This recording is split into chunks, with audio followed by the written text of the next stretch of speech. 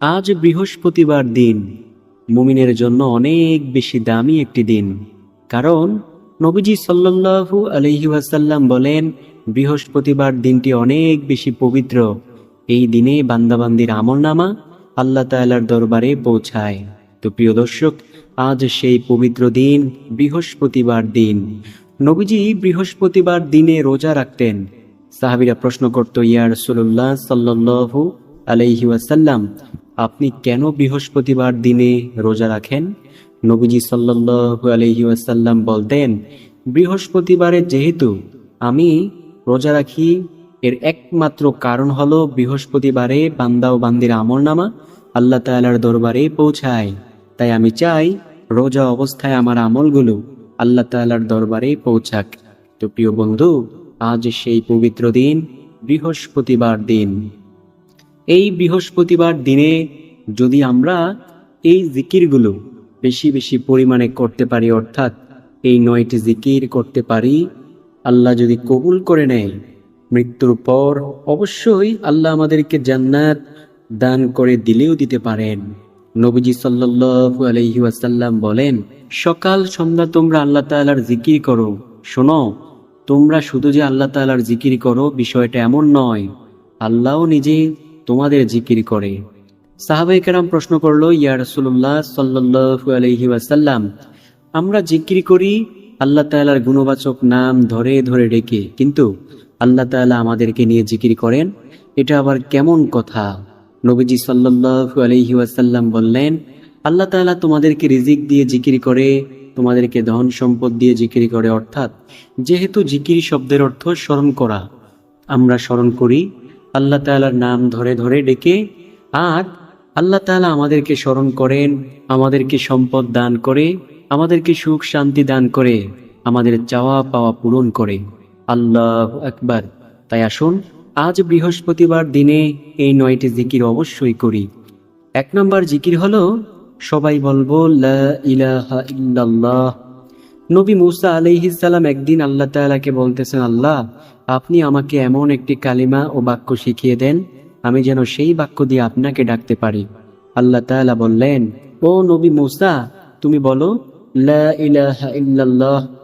নবী মুসা আলাইহিস সালাম বললেন, আল্লাহ, আমি চাইলাম আপনার নিকট দামি একটি বাক্য, আপনি আমাকে এমন ছোট্ট একটি বাক্যের কথা বললেন। আল্লাহ তাআলা বললেন, এই বাক্যটাকে তুমি ছোট মনে করিও না। এই বাক্যের ওজন এত বেশি যে সমগ্র সৃষ্টিকুলকে যদি তুমি এক পালায় রেখে এই বাক্যটাকে আরেক পালায় রেখে ওজন দিয়ে দাও, তারপরেও এই বাক্যের ওজনের সমতুল্য হবে না। আল্লাহু আকবার। নবী মুসা আলাইহিস সালাম অত্যন্ত খুশি হলেন। আল্লাহ তাআলা বলবেন, হাসরের মাঠে নবীজি সাল্লাল্লাহু আলাইহি ওয়াসাল্লামকে ডেকে ডেকে আল্লাহ বলবেন, ও আমার বন্ধু মুহাম্মদ হাবিব সাল্লাল্লাহু আলাইহি ওয়াসাল্লাম, আপনি আপনার ওই সমস্ত উম্মতদেরকে লইয়া জান্নাতে প্রবেশ করুন যে তার জীবদ্দশায় বলেছে লা ইলাহা ইল্লাল্লাহ এবং এর উপর ঈমান এনেছে। সুবহানাল্লাহ, আল্লাহু আকবার। নবীজি সাল্লাল্লাহু আলাইহি ওয়াসাল্লাম বলেন, যার জীবনের শেষ কথা হবে লা ইলাহা ইল্লাল্লাহ, সে অবশ্যই জান্নাতি হবে। আল্লাহু আকবার। তাই প্রিয় দর্শক, আজকের এই জিকিরখানা অবশ্যই পাঠ করব, অর্থাৎ লা ইলাহা ইল্লাল্লাহ হাঁটতে চলতে উঠতে বসতে অবশ্যই পাঠ করব ইনশাআল্লাহ। 3 নম্বর যেই জিকিরের কথা বলবো সেই জিকিরটি হলো ইয়া আরহামার রাহিমিন বলে দোয়া করা। নবীজি সাল্লাল্লাহু আলাইহি ওয়াসাল্লাম সাহাবীদেরকে বলতেছেন, ও আমার সাহাবীরা, শোনো, আমি তোমাদেরকে বলছি, তোমরা যখন মুনাজাত ধরবে, মুনাজাতের মধ্যে 3 বার ইয়া আরহামার রাহিমিন বলে দোয়া করিও। আল্লাহ তোমাদের সম্পূর্ণ মুনাজাত খানা অবশ্যই কবুল করবেন ইনশাআল্লাহ। নবীজি সাল্লাল্লাহু আলাইহি ওয়াসাল্লাম বলেন, কোনো ব্যক্তি যদি ইয়া আরহামার রাহিমিন 3 বার বলে দোয়া করতে পারে, আল্লাহ তার সকল মুনাজাত অবশ্যই কবুল করবেন ইনশাআল্লাহ ইনশাআল্লাহ। প্রিয় দর্শক, আমরা কি পারবো না ইয়া আরহামার রাহিমিন বলে দোয়া করতে? যদি আমরা পারি, আল্লাহ আমাদের দোয়াকে ইনশাআল্লাহ কবুল করবেন। নবীজি সাল্লাল্লাহু আলাইহি ওয়াসাল্লাম বলেন, তোমরা এই দোয়া পাঠ করে আল্লাহ তাআলার কাছে দোয়া ফরিয়াদ করো, আল্লাহ তোমাদের দোয়া ও মুনাজাত অবশ্যই কবুল করবেন ইনশাআল্লাহ। যা চাইবে আল্লাহ তাই দান করবেন। নবীজির যখন কোনো কিছুর প্রয়োজন পড়ত, নবীজি আল্লাহ তাআলার কাছে চাইতেন এবং উম্মতদেরকে শিখিয়ে দিয়েছেন, ও আমার উম্মতেরা, তোমাদেরও যদি কোনো কিছুর প্রয়োজন পড়ে তোমরা আল্লাহ তাআলার কাছে চাইও। দুনিয়ার মানুষের চেয়ে কাছে চেয়ে কোনো লাভ নেই। দুনিয়ার মানুষ তোমাকে একদিন দিবে, 2 দিনের বেলায় সে মনটা মলিন করবে, 3 দিনের বেলায় সে রাগান্বিত হয়ে যাবে। আর আল্লাহ তাআলা এমন মহান মালিক, আল্লাহ তাআলা বলেন, আমি আল্লাহর কাছে না চাইলে আমি আল্লাহ তাআলা রাগান্বিত হয়ে যাই। আল্লাহু আকবার। তো প্রিয় দর্শক, আমরা যা চাওয়ার শুধুমাত্র আল্লাহ তাআলার কাছে চাইব, দুনিয়ার মানুষের কাছে কখনোই চাইব না ইনশাআল্লাহ। আপনি যেই মানুষের কাছে চাইবেন সেই মানুষকেই তো আল্লাহ দান করে। বুঝতে পেরেছেন প্রিয় দর্শক? এই কথা তো আমরা চাইব কার কাছে? আল্লাহ তাআলার কাছে চাইব ইনশাআল্লাহ। তারপরে যেই জিকিরের কথা বলবো, 4 নাম্বার জিকির, আমরা সকাল সন্ধ্যা নিয়মিত পাঠ করব, আস্তাগফিরুল্লাহ। নবীজি সাল্লাল্লাহু আলাইহি ওয়াসাল্লামের প্রিয় সাহাবে কেরামগণ বলেন, ও দুনিয়ার মানুষ শোনো, নবীজি সাল্লাল্লাহু আলাইহি ওয়াসাল্লাম প্রত্যেক ফরজ নামাজ শেষে আস্তাগফিরুল্লাহ 3 বার বলতেন। প্রিয় দর্শক, আমরা যদি নবীকে অনুসরণ কিংবা অনুকরণ করে থাকি, প্রত্যেক ফরজ নামাজ শেষে 3 বার আস্তাগফিরুল্লাহ অবশ্যই পাঠ করব। নবীজি সাল্লাল্লাহু আলাইহি ওয়াসাল্লাম আমাদেরকে হাসরের মাঠে সুপারিশ করবেন ইনশাআল্লাহ। কারণ যে নবীকে অনুকরণ করবে তাকে নবী অবশ্যই হাসরের মাঠে সুপারিশ করবেন ইনশাআল্লাহ। ইনশাআল্লাহ নবীজি ওই উম্মতদেরকে জান্নাতে নিয়ে যাবেন যেই উম্মতেরা দুনিয়ায় নেক আমল করত। তো নবীকে অনুকরণ করলে তো গুনাহের কাজ করার কোনো কথা না। নবীকে অনুকরণ করলে সর্বদাই নেকের কাজ করার কথা। তো ইনশাআল্লাহ আল্লাহ জান্নাত দান করবেন ইনশাআল্লাহ। নবীজি সাল্লাল্লাহু আলাইহি ওয়াসাল্লাম বলেন, এই বাক্যটি একটি ইস্তেগফার। শোনো, যে ব্যক্তি বেশি বেশি পরিমাণে ইস্তেগফারের আমল করে আল্লাহ তার রিজিকের মধ্যে বরকত দান করবেন, তাকে প্রাচুর্যতার মধ্যে রাখবেন, তাকে রহমত দিয়ে ভরপুর করে রাখবেন, তার অন্তরের মধ্যে ঈমানের নূর দান করবেন, তাকে আল্লাহ তাআলা গায়বীভাবে রিজিক দান করবেন, নেককার স্ত্রী দান করবেন, নেককার সুসন্তান দান করবেন। সর্বোচ্চ পুরস্কার হলো আল্লাহ তাআলা তার গুনাহগুলোকে ক্ষমা করতে থাকবেন। সুবহানাল্লাহ, আল্লাহু আকবার। নবীজি সাল্লাল্লাহু আলাইহি ওয়াসাল্লাম এমনটাই বলেছেন। নবীজির একজন প্রিয় সাহাবী ছিল, নাম তার আবু মুসা আল আশআরী রাদিয়াল্লাহু তাআলা আনহু। নবীর ওই প্রিয় সাহাবী বলেন, ও দুনিয়ার মানুষ শোনো, আমাদের মাঝে 2টি জিনিস ছিল। একটি জিনিস চিরদিনের জন্য আমাদের মধ্য থেকে হারিয়ে গেছে, আর সেটা হলো রাসূল সাল্লাল্লাহু আলাইহি ওয়াসাল্লামের উপস্থিতি। আরেকটি জিনিস আজও পর্যন্ত আমাদের মাঝে রয়ে গেছে, সেটা হলো ইস্তেগফারের আমল। যতদিন পর্যন্ত আমরা ইস্তেগফারের আমল করব, ততদিন পর্যন্ত আমরা ধ্বংস হব না। যখনই আমরা ইস্তেগফারের আমল করা বন্ধ করে দিব, তখনই আমাদের ধ্বংস অনিবার্য। নবীজি সাল্লাল্লাহু আলাইহি ওয়াসাল্লামের প্রিয় সাহাবী আবু মুসা আল আশআরী রাদিয়াল্লাহু তাআলা আনহু এমনটাই বলেছেন। তাই প্রিয় দর্শক, আমরা বেশি বেশি পরিমাণে ইস্তেগফারের আমল করব ইনশাআল্লাহ। ইনশাআল্লাহ। হযরত আলী রাদিয়াল্লাহু তাআলা আনহুর কাছে এক ব্যক্তি গিয়ে বলল, ও আলী, আচ্ছা আমাকে ওই ব্যক্তি সম্পর্কে একটু বলো তো, যে ব্যক্তি গুনাহের কাজ করে আবার তাওবা ভেঙে ফেলে, আবার তাওবা করে আবার তাওবা ভেঙে ফেলে, ওই ব্যক্তির কি করা উচিত? আলী রাদিয়াল্লাহু তাআলা আনহু ছিল অত্যন্ত বিচক্ষণ একজন সাহাবী। তিনি বলেন, ওই ব্যক্তির উচিত যখনই সে তাওবা ভেঙে ফেলে সাথে সাথে পুনরায় আবার তাওবা করে নেওয়া। তাওবা করতে করতে করতে করতে করতে করতে আল্লাহ তাকে একদিন না একদিন অবশ্যই কবুল করবেন ইনশাআল্লাহ।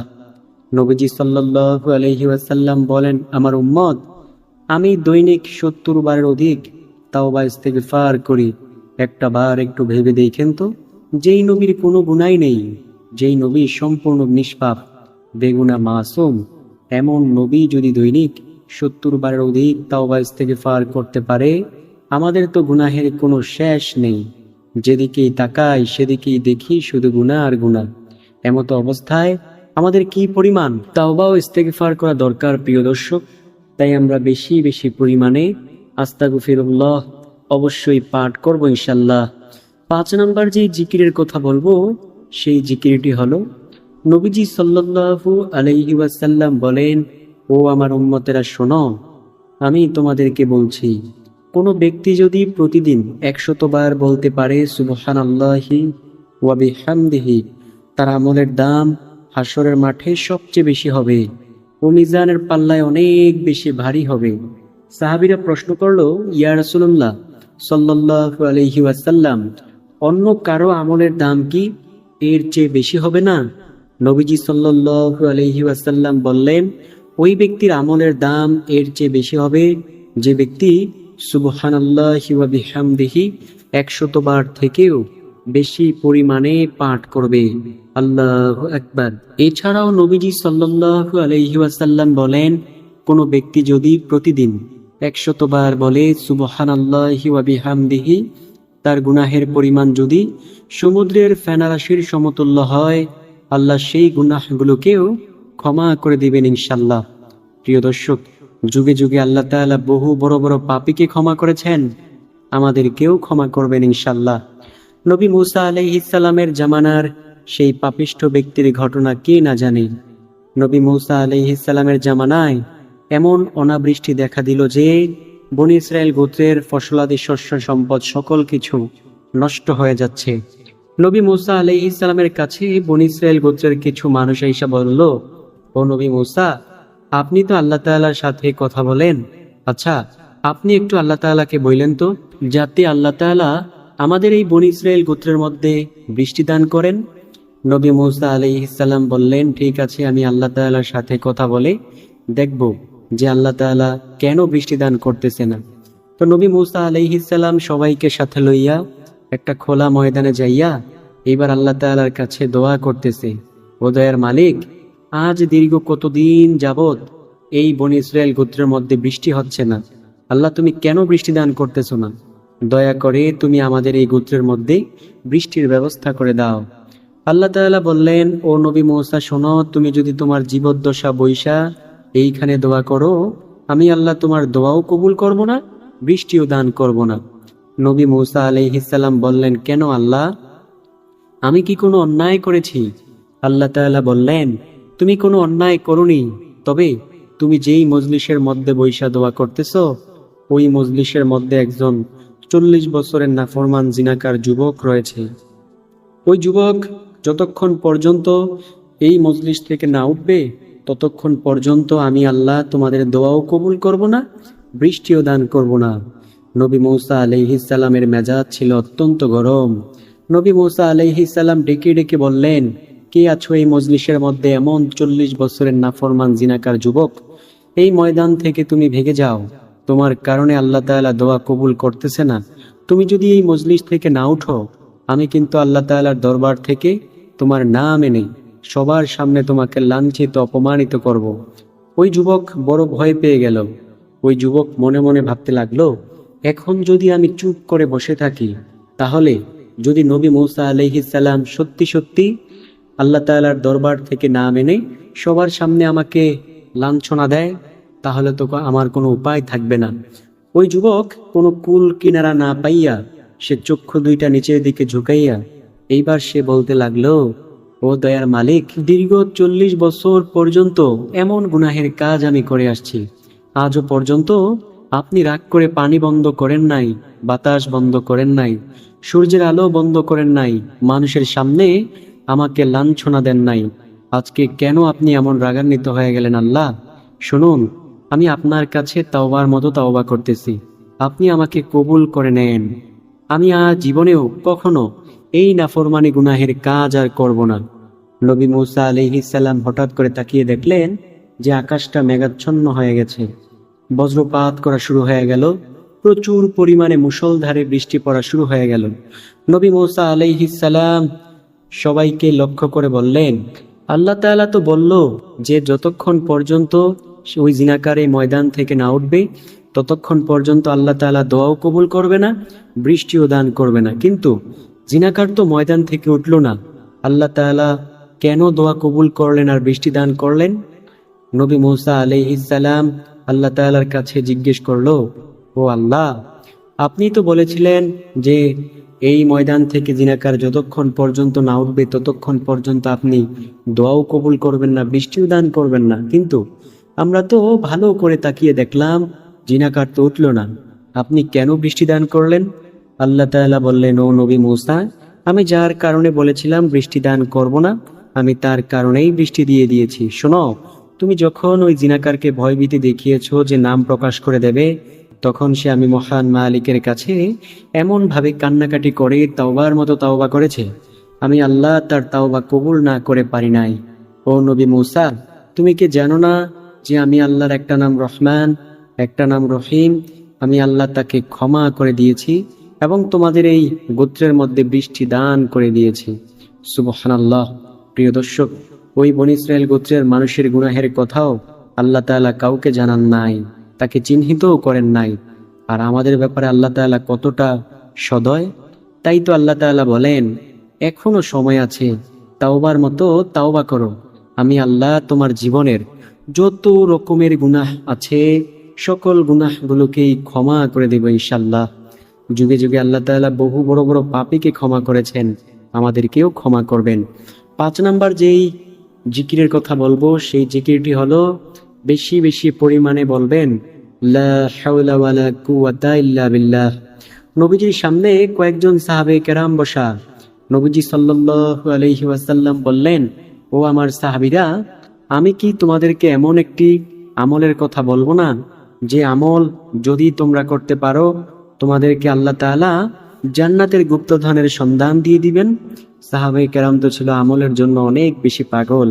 সাহাবায়ে কেরাম বলল, ইয়া রাসূলুল্লাহ, বলুন কোন সে আমল? নবীজি সাল্লাল্লাহু আলাইহি ওয়াসাল্লাম বলেন, যদি কোনো ব্যক্তি লা হাওলা ওয়ালা কুওয়াতা ইল্লা বিল্লাহ পাঠ করতে পারে, আল্লাহ রাব্বুল আলামিন তাকে অবশ্যই জান্নাতের গুপ্তধনের সন্ধান দিয়ে দিবেন ইনশাআল্লাহ। প্রিয় দর্শক, আপনি যদি জান্নাতের গুপ্তধনের সন্ধান পেতে চান তাহলে এই আমলটি অবশ্যই করুন, আল্লাহ আপনাকে জান্নাতের গুপ্তধনের সন্ধান দিয়ে দিবেন ইনশাআল্লাহ। নবীজি সাল্লাল্লাহু আলাইহি ওয়াসাল্লাম এমনটাই বলেছেন। তাই জান্নাত যদি পেতে চান এই আমলটি করা অনেক বেশি জরুরি। নবীজি সাল্লাল্লাহু আলাইহি ওয়াসাল্লাম বলেন, ও আমার উম্মতেরা শোনো, আল্লাহ তোমাদের জন্য এমন জান্নাতকে বানিয়েছেন এবং আমার জন্য এমন জান্নাতকে বানিয়েছেন যেই জান্নাত সম্পর্কে তোমরা কোনোদিন কল্পনাও করতে পারোনি যে জান্নাতটা এত সুন্দর, এত সুবিশাল হতে পারে। শোনো, আমার যে উম্মতকে আল্লাহ সর্বশেষ জান্নাত দান করবেন, সেই উম্মতকে আল্লাহ তাআলা এমন একটা জান্নাত দান করবেন, সে জান্নাতের আয়তন বা পরিধি হবে এই দুনিয়ার থেকেও 10 গুণ বড়। সুবহানাল্লাহ, আল্লাহু আকবার। প্রিয় দর্শক, জান্নাত পেতে চাইলে আমল অবশ্যই করতে হবে, আমল অবশ্যই করতে হবে ইনশাআল্লাহ। জান্নাত অনেক বেশি সুখের জায়গা। নবীজির সামনে কয়েকজন সাহাবী বসা। নবীজি বললেন, ও সাহাবীরা শোনো, কোনো বয়স্ক সাহাবী জান্নাতে প্রবেশ করতে পারবে না। বয়োবৃদ্ধ সাহাবীরা তারা মনটা মলিন করে ফেললো। তারা বলল, ইয়া রাসূলুল্লাহ, আমরা কি আসলে জান্নাতে প্রবেশ করতে পারবো না? নবীজি সাল্লাল্লাহু আলাইহি ওয়াসাল্লাম বললেন, আরে হ্যাঁ, অবশ্যই তোমরা জান্নাতে প্রবেশ করবে, তবে তোমরা বৃদ্ধ অবস্থায় জান্নাতে প্রবেশ করবে না, যুবক অবস্থায় জান্নাতের মধ্যে প্রবেশ করবে। সুবহানাল্লাহ, আল্লাহু আকবার। তারপরে যেই জিকিরের কথা বলবো 6 নম্বর জিকির, বেশি বেশি পরিমাণে সব সময় পাঠ করবেন, রদিতু বিল্লাহি রাব্বা ওয়া বিল ইসলামি দীনা ওয়া বি মুহাম্মাদিন সাল্লাল্লাহু আলাইহি ওয়াসাল্লামা নাবিয়্যা ওয়া রাসূলা। নবী বলেন, এই বাক্যটি যদি কোনো ব্যক্তি পাঠ করতে পারে আল্লাহ তাআলা তাকে অবশ্যই জান্নাত দান করবেন ইনশাআল্লাহ। কেমন সেই জান্নাত? ধরুন আপনি জান্নাতের মধ্যে বসে আছেন, এমন সময় দেখলেন জান্নাতের আকাশ দিয়ে একটি পাখি উড়ে উড়ে যাচ্ছে। আপনার মনে চাইলো যে ইস, পাখিটিকে যদি খেতে পারতাম। এই বলার সাথে সাথে সেই পাখিটিকে ধরে ফেরেশতারা ভুনা করে আপনার সামনে এনে হাজির করবে স্বর্ণের প্লেটের মধ্যে করে, আর আপনি তখন সেটা খেতে পারবেন। প্রিয় দর্শক, নবীজি সাল্লাল্লাহু আলাইহি ওয়াসাল্লাম বলেন, ও আমার উম্মতেরা, জান্নাত যদি পেতে চাও তাহলে তোমরা বেশি বেশি পরিমাণে আমল করিও, আল্লাহ তোমাদেরকে অবশ্যই জান্নাত দান করবেন ইনশাআল্লাহ, ইনশাআল্লাহ। 7 নম্বর যেই জিকিরের কথা বলবো সেই জিকিরটি হলো সব সময় পাঠ করবেন লা ইলাহা ইল্লা আনতা সুবহানাকা ইন্নী কুনতু মিনাজ জালিমিন। নবীজি সাল্লাল্লাহু আলাইহি ওয়াসাল্লাম তার উম্মতদেরকে সুসংবাদ জানিয়ে দিলেন, ও আমার উম্মতেরা শোনো, এই দোয়া যদি পাঠ করতে পারো, কঠিন বিপদের সম্মুখে দাঁড়িয়ে যদি এই দোয়া পাঠ করো, আল্লাহ তোমাকে সেই বিপদ থেকে হেফাজত করবেন ইনশাল্লাহ। প্রিয় দর্শক, দৈনন্দিন জীবনে মানুষের বিপদের কোনো শেষ নেই। মানুষের পদে পদে বিপদ। আমরা যদি বিপদ থেকে বাঁচতে চাই তাহলে সব সময় পাঠ করব লা ইলাহা ইল্লা আনতা সুবহানাকা ইন্নী কুনতু মিনাজ জালিমিন। আল্লাহ আমাদের সকল বিপদ আপদ, বালা মুসিবত দূর করে দেবেন ইনশাল্লাহ। সর্বশেষ নাম্বার যে জিকিরের কথা বলবো সেই জিকিরটিও দামি, আর এটা হলো নবীজির জিকির। যেহেতু জিকির শব্দের অর্থ স্মরণ করা, তাই নবীকে স্মরণ করা হয় দুরূদ পাঠের মাধ্যমে, নবীর সুন্নত মানার মাধ্যমে। আপনি চাইলে যে কোনো একটি দুরূদ শরীফ পাঠ করতে পারেন। আপনি চাইলে পাঠ করতে পারেন সাল্লাল্লাহু আলাইহি ওয়াসাল্লাম। আপনি চাইলে পাঠ করতে পারেন আল্লাহুম্মা সাল্লি আলা মুহাম্মাদিন ওয়া আলা আলি মুহাম্মাদ বারিক ওয়া সাল্লাম। তো আশা করব এই 9টি জিকির আমরা অবশ্যই আজ বৃহস্পতিবার করব, এবং আল্লাহ তাআলা যদি আমাদেরকে কবুল করে নেয়, মৃত্যুর পর অবশ্যই জান্নাত পেয়ে যাইব ইনশাআল্লাহ। আর যে আমলই করব শুধুমাত্র আল্লাহ তাআলার সন্তুষ্টির জন্য করব। দুনিয়ার মানুষকে দেখানোর জন্য আমল করলে সে আমলে কোনো ফায়দা হবে না। যদি আল্লাহ তাআলাকে সন্তুষ্ট করার জন্য আমল করি, ওই আমলের মধ্যে অনেক ফায়দা হবে ইনশাআল্লাহ। তো ভিডিওটি ভালো লাগলে প্রিয়জনের কাছে অবশ্যই ভিডিওটিকে শেয়ার করতে ভুলবেন না।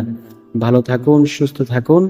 আসসালামু আলাইকুম ওয়া রাহমাতুল্লাহি ওয়া বারাকাতুহু।